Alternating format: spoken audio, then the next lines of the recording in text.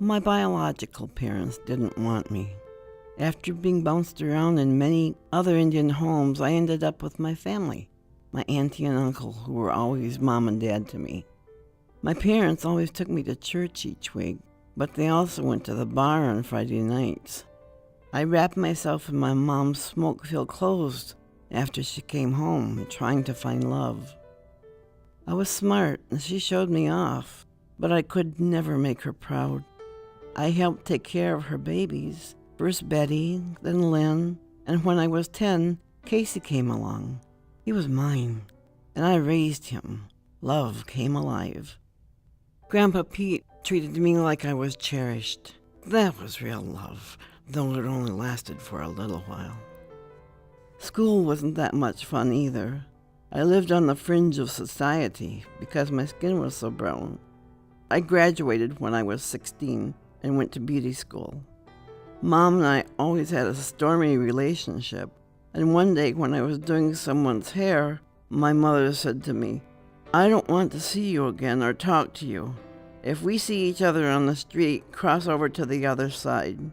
I didn't know what to do.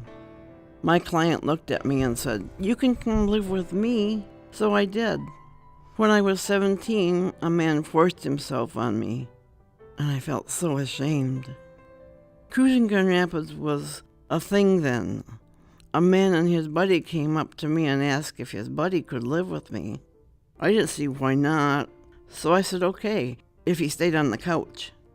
He was there for a couple nights, and after a while he asked me, could I sleep with him?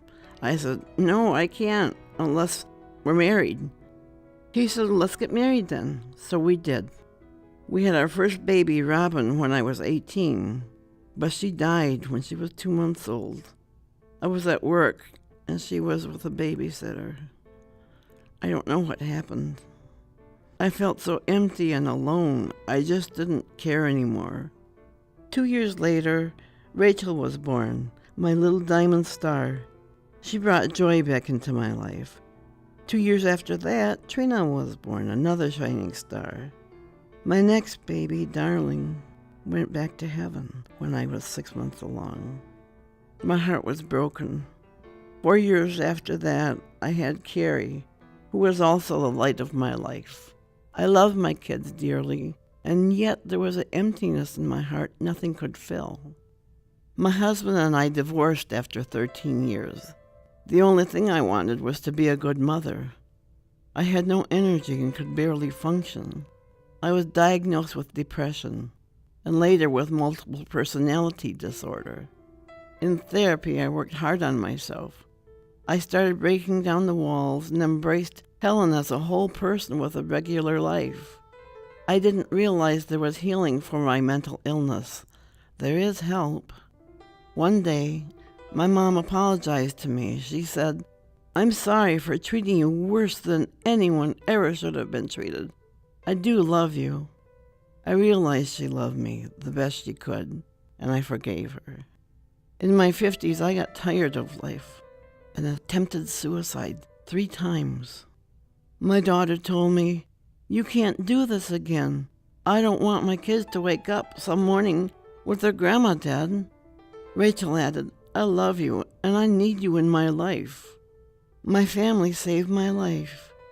I never attempted suicide again. That's what did it, love. Because I continued throughout my life to depend on God and His love, I was able to cope with my daughter Carrie's death 5 years ago. I realized no matter what else happened, I have a life worth living. Embracing my Indian heritage has been healing, and when I dance, I sing. Entering the circle through the eastern door and hearing the drum is like coming home. I know I'm a strong person. Though I've cried many times in my life, I am filled with joy now. I like me. I love my family, and I know how to love, finally. Wawatase Indigenous, I am Firefly.